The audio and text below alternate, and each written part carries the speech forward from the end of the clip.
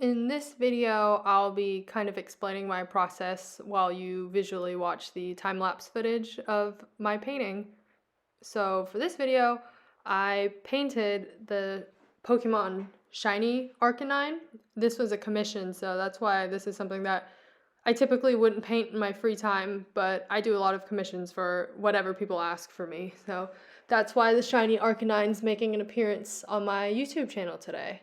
To start out, whenever I paint any sort of animated thing with some kind of cartoon character or anything anime, I start out with a sketch, and I would like this sketch to be pretty accurate as far as the characters' dimensions and a lot of their key features, and that's how I'll start all of my animated paintings. That's kind of how I do most of my paintings, but I really make an emphasis on cartoon characters and animated creatures to have a pretty detailed sketch, because there are characters that are just easily recognizable, and a key feature with animated characters is their consistency, so this is something that I like to get correct right when I start.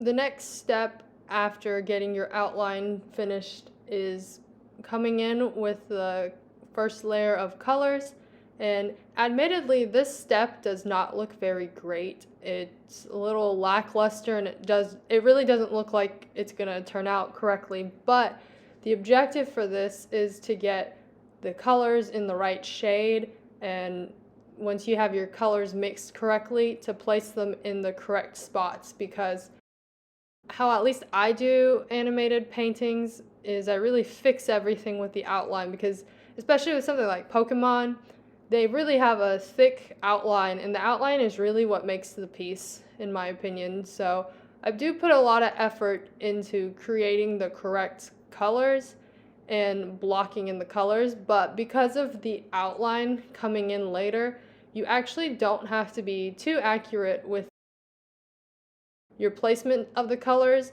And even if you go over the line a little bit, that's going to be fine, because your outline that comes in later is going to fix everything and make everything look really crisp and professional. Another detail I would like to add is that with animated paintings, especially because I mostly deal with oil paintings, it is essential that you let every layer dry before you go into the next layer, because with oil paintings, it does take a while to dry, but if you go in with your next layer, especially with the outline layer, your colors are going to muddy up and they're going to mix together, and it's not going to give you that crisp outline that you're wanting to get.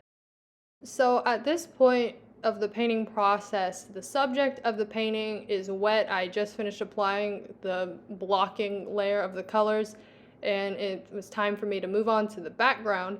And the way I do that is whatever background that I'm wanting to put in. For this example, it was going to be kind of a colorful blue where it makes Arcanine look like he's kind of, I don't know, charging through the distance with the shiny Pokemon stars around him.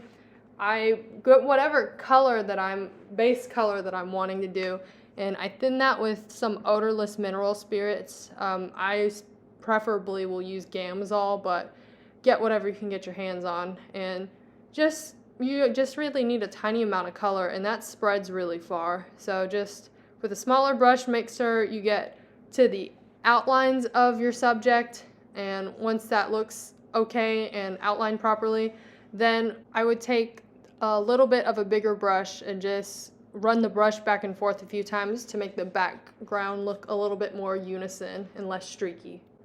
Once all my colors are completely blocked in and everything, it's time for the outline. And this is actually how I prepare my colors for the outline. I take a fast drying oil paint and I mix a little bit of Liquin with it. And make sure I mix in the paint really well so it's a nice unison consistency and it's not lumpy, and at this point it's ready to use for your outline. So at this point, this is pretty sped up, but I go in with a liner brush and outline the subject in all the places that either need an outline or I feel like could use a little bit more detailing.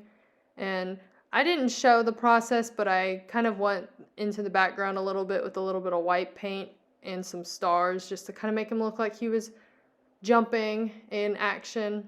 And I did add a little bit more base paint to just the whole subject because I felt like it could use a little bit more corrections. And at this point, this is my second outline that I was doing just to make everything look a little bit nicer to me. It was just kind of the finishing touches that I felt were necessary for this piece. This concludes my walkthrough on how to paint Shiny Arcanine. Let me know if you have any questions or comments or anything, and have a good day.